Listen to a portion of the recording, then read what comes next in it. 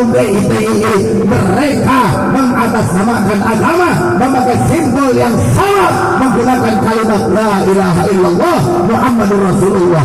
Bukan kalimatnya yang salah, tapi niatan mereka, dan mereka mendustai kalimat tersebut.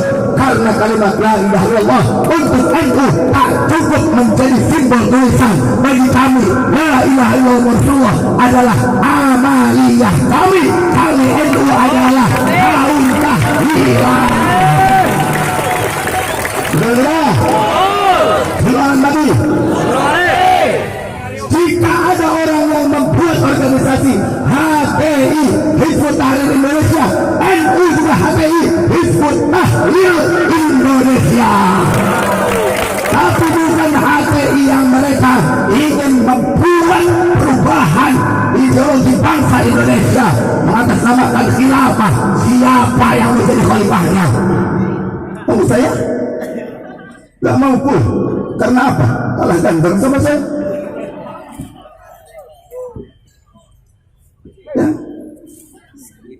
Mereka bilang seperti itu, sedangkan sudah terjadi zaman Sayyidina Ali karramallahu wajhah, ketika beliau menjadi khalifah, ketika beliau menjadi Amirul Mukminin, yang disebut Khalifatul Rasulillah itu cuma Sayyidina Abu Bakar ini Siddiq. Selebihnya Sayyidina Umar, Sayyidina Utsman, Sayyidina Ali disebutnya Amirul Mukminin. Yang disebut Khalifatul Rasulillah saat para sahabat menyebutkannya kepada Sayyidina Abu Bakar ini Siddiq, tapi yang lain sebutnya Amirul Mukminin.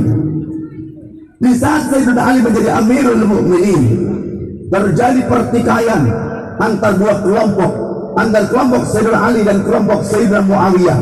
Sayyidina Muawiyah menuntut kepada Sayyidina Ali untuk mengeksekusi pembunuh Sayyidina Utsman, tapi tak kunjung ditangkap pada saat itu, sehingga terjadi protes, terjadi panas, dan kemudian memang diadu domba di antara mereka. Sayyidina Ali dengan legowo supaya meredam pertikaian di antara umat, di antara masyarakat, Sayyidina Ali mengutus seorang sahabat, Sayyidina Muawiyah juga mengutus seorang sahabat. Di satu tempat mereka, utusan-utusan itu berijtihad, ngeriung, musyawarah dari dua utusan sahabat tersebut, juga sahabat bermusyawarah. Ketika musyawarah hasilnya didapatkan tentang kepemimpinan, bagaimana sistem kepemimpinan ini yang saat ini dan yang akan datang, maka diambillah keputusan bersama. Sayyidina Ali jika sudah selesai nanti diberikan kepemimpinan kepada Sayyidina Muawiyah. Jika sudah selesai dari Sayyidina Muawiyah diberikan kepada Sayyidina Hasan. Sayyidina Hasan selesai nanti diberikan kepada Sayyidina Husain. Perjanjiannya seperti itu. Maka muncullah protes dari para pengikut setianya. Mereka khuruj, mereka keluar dari kesetiaan kepada pemimpinnya. Mereka disebut khawarij, orang-orang yang keluar, orang-orang yang membangkang, orang-orang yang keluar dari kesetiaan kepada pemimpin. Mereka bahkan melakukan siasat-siasat keji, di antaranya bagaimana cara membunuh Amirul Mukminin Sayyidina Ali, membunuh sahabat Muawiyah, membunuh juga sahabat Amr bin As dan sahabat Al-Asy'ari. Maka itulah yang dituju, empat tokoh itu yang akan mereka bunuh. Akan tetapi yang lain itu kesiangan. Pada saat hendak sholat subuh yang lain kesiangan, tapi Sayyidina Ali tepat waktu. Pada saat menjelang sholat subuhlah Sayyidina Ali dibunuh. Siapa yang membunuh? Yang membunuh adalah orang yang hafizul Quran, orang yang kalau ia malam hari tak lekang qiyamul lail. Kemudian juga digambarkan dahinya menebal dan meninggi, kapalan, tulang pipinya menonjol seolah-olah kurus karena banyak puasa, matanya kelopak matanya cekung seolah-olah banyak qiyamul lail, janggutnya lebat seolah-olah menandakan sangat menjaga ajaran Rasul, yakni sunnahnya. Ridawul Islam, pakaiannya Islami, bahasa sekarang mah cingkrang. Contoh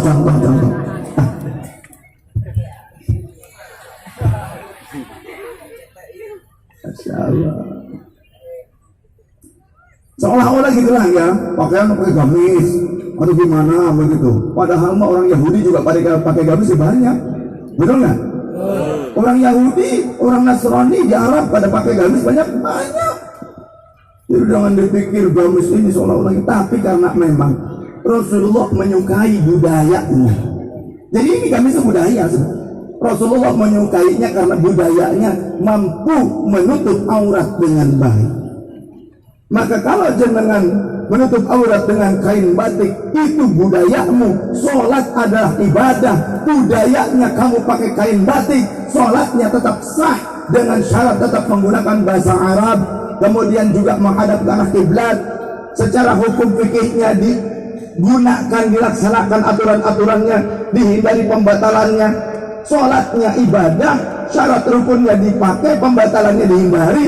Kemudian adat budayanya menggunakan kain sarung yang berbatik, kemudian pakai kemeja batik NU, mana?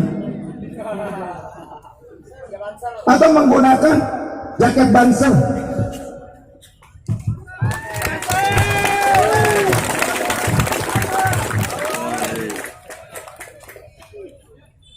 Kenapa? Marah, saya pakai Banser. Ya, saya Banser.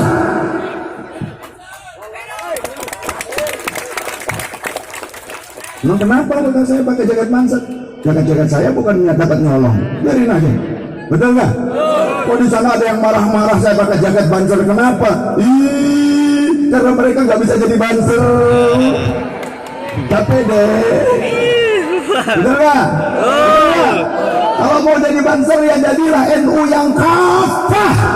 Sallallahu Nabi Muhammad. Jadilah aswaja yang setulus-tulusnya, yang tulen. Jangan jadi asrofi, aswaja, rasa wahabi. Sallallahu Nabi Muhammad. Kenapa ya saya kok teriak-teriak malam ini? Saking semangat. Kita pakai kain batik, pakai kain seperti ini, sholatnya ibadah, tapi adat budayanya dipakai, tidak masalah.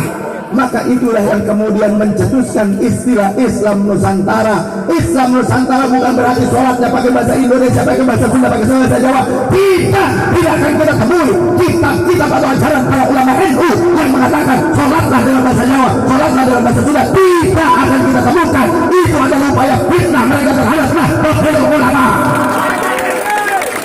Saya tantang kalian, hadirkan kepada saya mana ulama NU yang beneran yang mengatakan bahwa saya sholatlah dengan agama, dengan bahasa Arab, dengan bahasa Indonesia, dengan bahasa Jawa, dengan bahasa Sunda. Mana tentang kepada saya ulama NU yang seperti itu?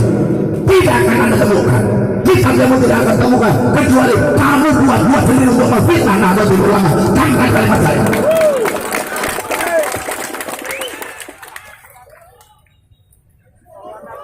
Sallallahu Nabi Muhammad. Sallallahu Nabi Muhammad. Biar mereka paham. Dialog dengan saya. Lanjut. Pemberontakan terjadi di Indonesia. Maka ada salah satu dari gurunya Abu Yadim Yati, Mama Sempur diantaranya, keturunan Banten. Itu salah satu ulama NU yang dimintai pendapat oleh pemerintah, oleh Bung Karno tentang menghadapi pemberontakan DITII. Beliau cuma menggunakan kitab fikih Fathul Qori. Ada bab bobot pemberontak.